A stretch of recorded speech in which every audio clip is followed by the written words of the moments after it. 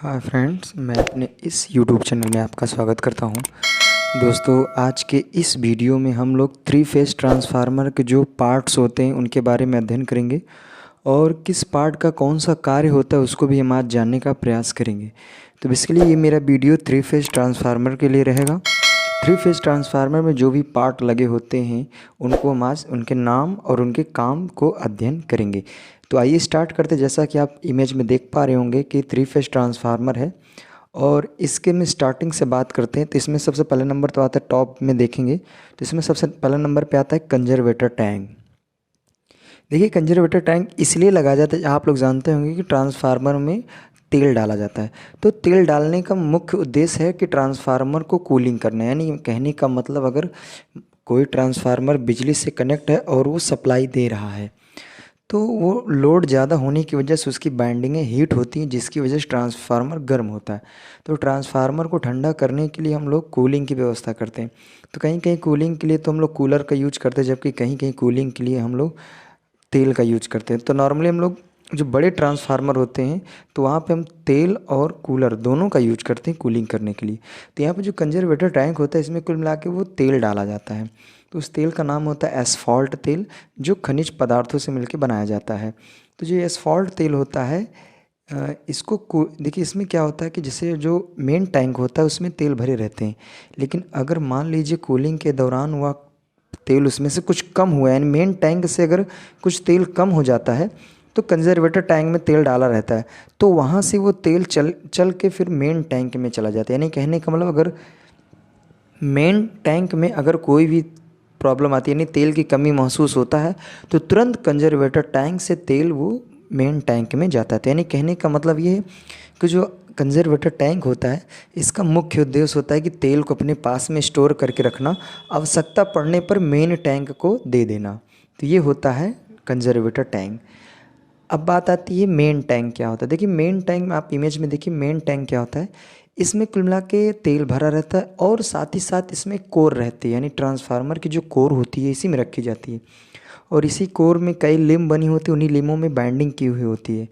तो जो बाइंडिंग होता है उसको कूलिंग करने के लिए इसमें तेल जो रहता है वही कार्य करता है। यानी कहने का मतलब, जो भी उसमें हीट होता है उसको एब्जॉर्व करके उसको वातावरण बाहर भेजने का कार्य करता है मेन टैंक में जो तेल भरा रहता है। अब इसी तरह हम लोग नेक्स्ट बात कर लेते हैं रेडिएटर या फिर कूलिंग ट्यूब, ये क्या होते हैं। देखिए दोस्तों, जैसे कि अभी हमने बताया कि जो ट्रांसफार्मर में तेल डाले जाते हैं उनका मुख्य उद्देश्य होता है कि हम ट्रांसफार्मर को कूल करेंगे। तो देखिए, होता ये है कि जब ट्रांसफार्मर में जो तेल जब वो हीट हो जाते हैं तो वो आते हैं रेडिएटर या फिर कूलिंग ट्यूब में आते हैं। तो जो रेडिएटर या कूलिंग ट्यूब होता है ये बाहर के वातावरण से जुड़ा होता है। तो जब इसमें ठंडी हवाएं आती हैं तो ये ठंडी हवाओं को अपने अंदर एब्जॉर्व करता है और जो भी इसमें गर्म तेल आए हुए रहते हैं वो ठंडे हो जाते हैं। तो वो पुनः वो फिर ट्रांसफार्मर के मेन टैंक में जाते हैं। फिर वहाँ पे जो भी ऑयल गर्म हुए रहते हैं वो पुनः इस रेडिएटर यानी कूलिंग ट्यूब में आते हैं, फिर वो ठंडे होके ट्रांसफार्मर के टैंक में जाते हैं। ऐसे क्रिया होता रहता है और जो भी ऑयल गर्म होता है वो आके रेडिएटर में ठंडा होकर पुनः वो टैंक में जाता है। तो ऐसा प्रोसेस होता है। तो ये काम होता है रेडिएटर का। तो रेडिएटर का काम होता है कि वो तेल को अपने अंदर लाता है, फिर ठंडा करके पुनः उसको मेन टैंक में डाल देता है। तो ये हुआ रेडिएटर या फिर कूलिंग ट्यूब। अब इसी तरह एक नेक्स्ट इक्विपमेंट इसमें लगा होता है, आप देखते होंगे कि इसको हम बोलते हैं विंड पाइप या फिर ब्रीदर के नाम से भी इसको हम जानते हैं। देखिए, इसका मुख्य उद्देश्य क्या होता है। जैसे मान लीजिए बहुत ज़्यादा गर्मी पड़ने लगी, जब अक्सर ये मई जून का महीना होता है तो उस टाइम गर्मियाँ बहुत ज़्यादा पड़ती हैं।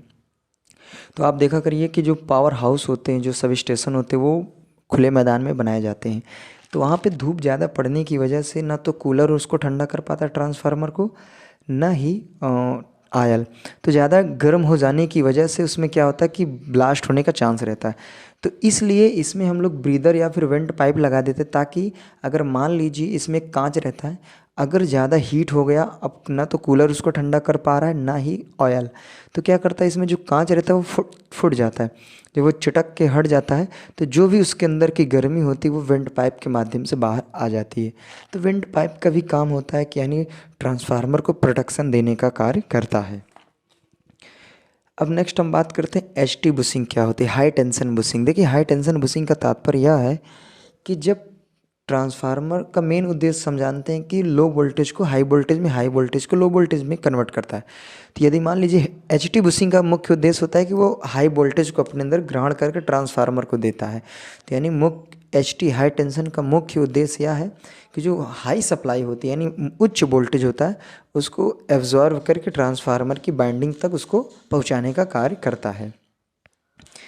इसी तरह ट्रांसफार्मर के बैक साइड में आप देखेंगे तीर के माध्यम से समझ लीजिए, इसमें फिगर में दिख नहीं रहा है लेकिन ये आप महसूस करिए कि इसके बैक साइड में 4 टर्मिनल बने होते हैं जिनको हम एचटी बुशिंग के नाम से जानते हैं। एचटी बुशिंग क्या होता है कि यह लो वोल्टेज को बाहर निकालने का कार्य करता है। यानी कहने का मतलब ये है कि अगर मान लीजिए कोई ट्रांसफार्मर है और वह 11,000 को 440 वोल्ट में कन्वर्ट कर रहा है, तो यहाँ पे जो 11,000 वाला सप्लाई लेगा वो हमारा होगा एचटी बुशिंग और जो 440 वोल्ट में कन्वर्ट करेगा वो हमारा होगा एलटी बुशिंग।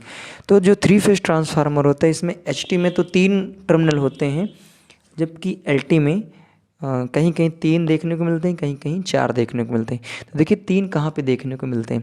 तो यदि मान लीजिए आप 1,32,000 यानी 132 kV टू 33 kV 66 kV अगर हम कन्वर्ट करते हैं तो वहाँ पे हम लोग 3 इनपुट भी देते हैं, 3 आउटपुट भी लेते हैं। जबकि अगर मान लीजिए हमें 11,000 से 440 वोल्ट या फिर 230 वोल्ट में कन्वर्ट करना होता है तो वहाँ पे जो एलटी बुशिंग होती है उनके 4 टर्मिनल होते हैं जिसमें से 3 फेज होते हैं और 1 न्यूट्रल होता है। तो ये मैंने ट्रांसफार्मर की संरचना और उसके संबंध में उनके कौन कौन से पार्ट हैं, जो उनका मुख्य कार्य क्या है, इनके बारे में हमने डिस्कस किया। तो बेसिकली मैंने एक ट्रांसफार्मर का और वीडियो अपलोड किया, उसमें हमने ट्रांसफार्मर के प्रकार, उनका यूज कहाँ होता है, उनके बारे में हमने डिस्कस किया। और ये बेसिकली ये मेरा वीडियो मैंने ट्रांसफार्मर के पार्ट के बारे में बताने का प्रयास किया कि इसमें से कौन सा पार्ट होता है, इसका मुख्य उद्देश्य, मुख्य कार्य क्या होते हैं, इनके बारे में हमने डिस्कस किया। तो आशा करता हूँ कि आपको वीडियो अच्छा लगा हो। अगर अच्छा लगा तो प्लीज़ लाइक शेयर सब्सक्राइब करें। Thank you very much.